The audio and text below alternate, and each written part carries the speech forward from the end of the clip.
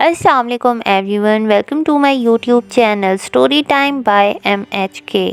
उम्मीद करती हूँ कि आप सब लोग खैरियत से होंगे। तो जनाब, आज की इस वीडियो में एक्सप्लेन करने वाली हूँ हॉलीवुड की मशहूर फिल्म को, जिसका नाम है होल्स। इस फिल्म के स्टार्ट में दिखाया जाता है एक रेगिस्तान को, जहाँ 13 से 19 साल तक के बच्चों का एक ग्रुप है जो ज़मीन में गड्ढे खोद रहा है। वो झुलसने वाले सूरज के नीचे काम कर रहे हैं और सब ने कैदियों वाले कपड़े भी पहन रखे हैं। इसके बाद एक लड़के को दिखाया जाता है जो पैदल चल रहा होता है और इसका नाम स्टैनली है। इसके सर पर जूतों का एक जोड़ा गिर जाता है, इसकी वजह से वो ज़मीन पर गिर जाता है। अब रास्ते में जाते हुए उसे पुलिस गिरफ्तार कर लेती है और उस पर मशहूर खिलाड़ी के जूते चुराने का इल्ज़ाम लगा देती है। पुलिस वाले स्टैनली को लेकर इसके घर पहुंच जाते हैं और घर में अलग अलग जूतों को देखकर हैरान हो जाते हैं। अब ये देखकर पुलिस वाले स्टैनली को अपने साथ ले जाते हैं और उन्हें यकीन हो जाता है कि स्टैनली को जूतों का बहुत शौक है और इसलिए इसने मशहूर लोगों के जूतों को चुराया होता है। अब कोर्ट में सुनवाई होती है और स्टैनली को सुधारने के लिए जेल में भेज दिया जाता है। वहाँ उसे 18 महीनों तक रखा जाएगा और मेहनत वाला काम भी करवाया जाएगा। ये जेल रेगिस्तान के बीच में बनाई गई है। अब जेल के कैंप में स्टैनली कैंप के जनरल से मिलता है। वो स्टैनली से कहता है कि अब से तुम मुझे मिस्टर सर के नाम से बुलाना, और लड़के, अगर तुमने यहाँ से भागने की कोशिश की तो उसका कोई भी फ़ायदा नहीं होगा। तुम यहाँ से भाग नहीं सकते, और वैसे भी तुम जानते हो कि इस रेगिस्तान में पानी तो कहीं है नहीं और बगैर पानी के तुम एक भी दिन जिंदा नहीं रह सकते, इसलिए यहाँ से भागने की कोशिश बिल्कुल भी ना करना। अगर तुम भागने की कोशिश करोगे तो रेगिस्तान की जहरीली छिपकलियाँ और जानवर तुम्हें मार देंगे। अब स्टैनली को कैदियों वाले कपड़े और एक बेलचा दे दिया जाता है और फिर बाहर जाकर इसे काम करने को कहा जाता है। बेचारे स्टैनली को सुबह से शाम तक गड्ढे खोदने होंगे। अब एक मगध नाम के आदमी को दिखाया जाता है जिसे बच्चों से काम करवाने की जिम्मेदारी दी गई है। वो स्टैनली की पहचान बाकी बच्चों से करवाता है और इसके बाद एक बच्चे को दिखाया जाता है जिसका नाम ज़ीरो होता है।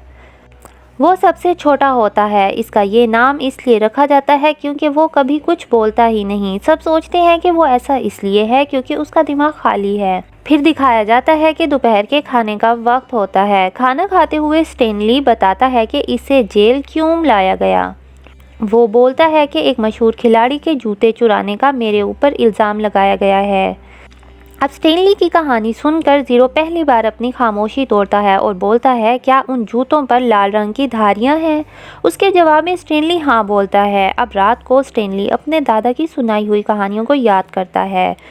इनके ख़ानदान पर बुरे शराब की शुरुआत उसके परदादा से हुई थी। वो एक गांव में सूअरों को पालता है और उसको अपने मालिक की बेटी से प्यार हो जाता है। स्टैनली का परदादा इस लड़की को पटाने के लिए एक ज्योतिषी से मशवरा के लिए जाता है जिसका नाम है मैडम ज़ेरोनी।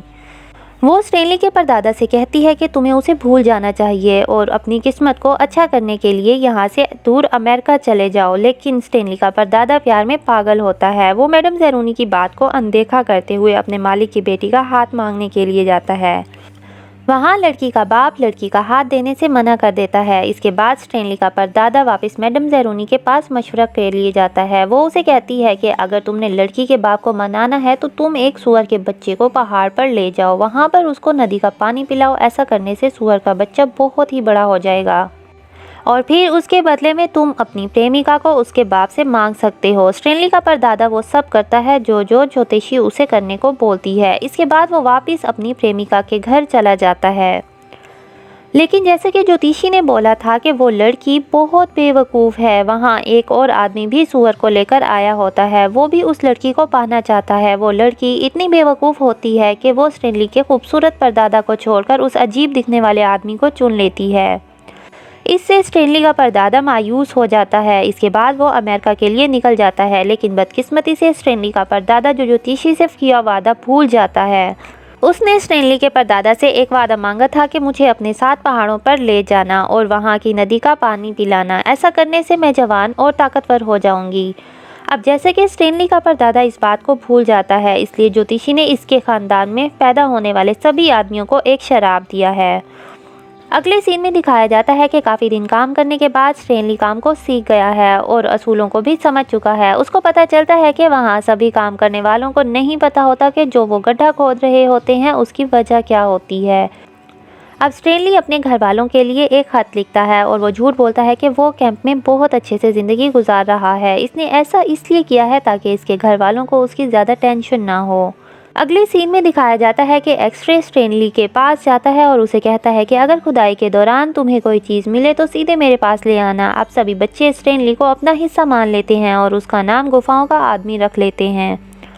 फिर स्टेनली अपनी माँ का आया खत पढ़ रहा होता है। वो अपनी माँ की कहानी को पढ़कर हंस रहा होता है। ज़ीरो बोलता है कि आप किस बात पर हंस रहे हो, मुझे पढ़ना नहीं आता। और वो स्टेनली से कहता है क्या आप मुझे पढ़ना सिखाओगे, जिसके जवाब में वो बोलता है कि मैं रोज़ाना गड्ढे खोदकर थक जाता हूँ और मेरे पास ज़्यादा टाइम भी नहीं है। अब खुदाई करते हुए स्टेनली को कुछ मिलता है जिस पर कुछ लिखा होता है। फिर एक्स-रे वो चीज़ छीन लेता है और अगले दिन की छुट्टी पाने के लिए वो उसे अपने हेड को देता है। अब इस नई चीज़ का पता लगाने के लिए कैंप के जर्नल कैंप में पहुंच जाता है। कैंप की जर्नल एक औरत होती है। वो एक्स-रे को एक दिन की छुट्टी देती है और बाकी सबको बोलती है कि तुम लोग उसकी जगह को जल्दी से खोद डालो। अब कहानी पुराने वक्त में ले जाई जाती है। सैम नामी लड़का एक लड़की कैथरीन के पास जाता है और उसे कहता है कि मैं तुम्हारे स्कूल की छत को ठीक कर दूंगा, लेकिन इसके बदले में तुम्हें मुझे अपने खास आड़ू देने होंगे। कैथरीन मान जाती है और फिर आहिस्ता आहिस्ता ये दोनों एक दूसरे के पास आने लगते हैं। अब एक रात की क्लास के बाद शहर के मालिक का बेटा कैथरीन के पास आता है और उसे पटाने की कोशिश करता है, लेकिन कैथरीन इसे बड़े प्यार से मना कर देती है। अब सैम और कैथरीन एक दूसरे को पसंद करने लगते हैं। वैसे तो स्कूल की छत को ठीक करने का काम मुकम्मल हो गया है, लेकिन सैम और कैथरीन एक दूसरे के बारे में सोचते रहते हैं। एक रात सैम हिम्मत करके कैथरीन के घर चला जाता है और शहर का मालिक इसे देख लेता है। फिर वो अपना बदला लेने के लिए वो स्कूल को जला देता है। अब मायूस हुई कैथरीन मदद के लिए पुलिस के पास जाती है, लेकिन पुलिस वाला उसका मजाक बनाता है और कहता है कि जल्दी तुम्हारा आशिक मरने वाला है, और बेचारे सैम को उसी के नाव में गोली मार देते हैं। और कैथरीन दूर से खड़ी ये सब देखकर रो रही होती है। इसके कुछ वक्त के बाद कैथरीन सैम का बदला लेने उसी पुलिस वाले के पास जाती है और पुलिस वाले को मार देती है। इसके बाद वो एक डाकू वाली ज़िंदगी जीने लगती है और वो मशहूर हो जाती है।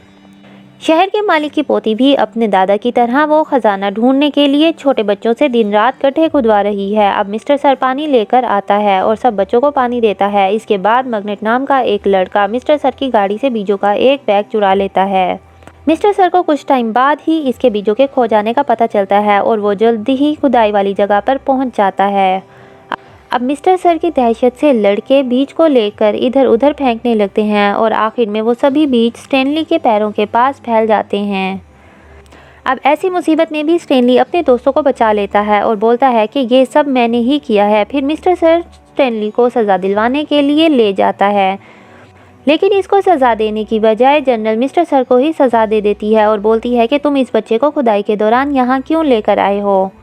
वहाँ स्टेनली की नज़र ऑफिस में लगे पोस्टर पर पड़ती है जिसमें डाकू केट को ढूंढने की बात लिखी होती है।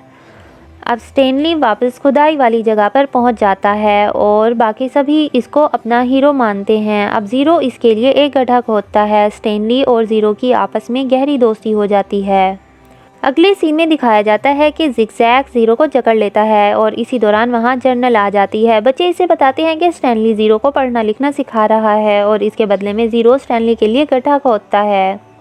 और अब स्टेनली बोलता है कि ज़ीरो एक बहुत ही होशियार लड़का है, हमें इसको पढ़ना लिखना सिखाना चाहिए। और ये बात सुनकर मिस्टर सर ज़ोर ज़ोर से हंसना शुरू कर देता है। फिर ज़ीरो को गुस्सा आ जाता है और वो मिस्टर सर को मुँह पर मारकर भाग जाता है।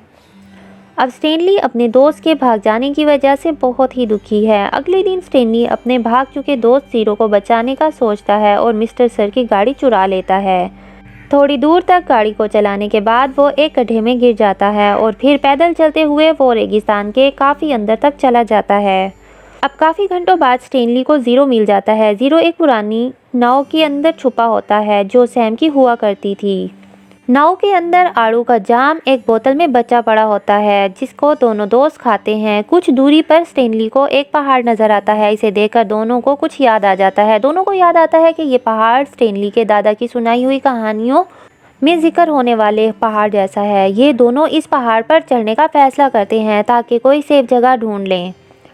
पहाड़ पर चढ़ते हुए स्टेनली का हाथ फिसल जाता है और अब ज़ीरो अपने प्यारे दोस्त को बचाता है। ऐसा करने से ज़ीरो की हथेली ज़ख्मी हो जाती है।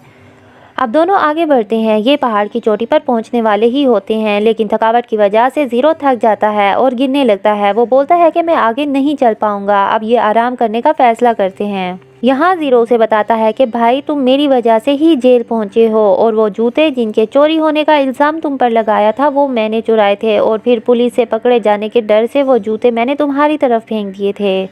ये बताते ही ज़ीरो बेहोश हो जाता है, लेकिन स्टैनली का दिल बहुत ही अच्छा होता है। वो ज़ीरो से नफरत करने की बजाय उसे उठाकर पहाड़ की चोटी पर लेकर जाता है। ऐसा करते हुए स्टैनली को पता ही नहीं चलता कि वो अपने परदादा का दिया हुआ वादा पूरा कर रहा होता है। इसने ज्योतिषी के परपोते यानी ज़ीरो को उठाकर वादा पूरा कर दिया है। दोनों बहुत ही खुश हैं और नदी से पानी पी रहे हैं। स्टैनली के खानदान पर लगा श्राप खत्म हो जाता है। अब स्टैनली का वकील कैंप में पहुंचता है और बताता है कि हमारा स्टैनली बेगुनाह है, हम उसको यहाँ से साथ लेकर जाएंगे। और जनरल बताती है कि तुम्हारा स्टैनली काफ़ी दिन पहले ही यहाँ से भाग गया है और अब तक तो वो मर चुका होगा।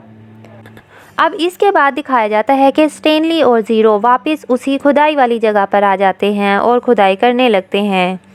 वहाँ खजाना होता है। जनरल को इन दोनों का पता चल जाता है और वो उनसे खजाना छीनने का सोच रही है, लेकिन इसका ये प्लान भी नाकाम हो जाता है क्योंकि वो देखती है कि दोनों लड़कों और खजानों पर जहरीली छिपकलियाँ चल रही होती हैं। बाद में एक वकील पुलिस के साथ वहाँ आती है। जनरल स्टैनली और ज़ीरो पर झूठा इल्ज़ाम लगाती है कि ये दोनों मेरे खजाने को चुराकर भागने की कोशिश कर रहे थे। तब ज़ीरो की नज़र खजाने के डब्बे पर पड़ जाती है और इस पर स्टैनली येलनट्स लिखा होता है, जो कि स्टैनली के परदादा का नाम होता है। स्टैनली को जेल से छोड़ दिया जाता है और इसके साथ ही इसका खजाना भी दे दिया जाता है।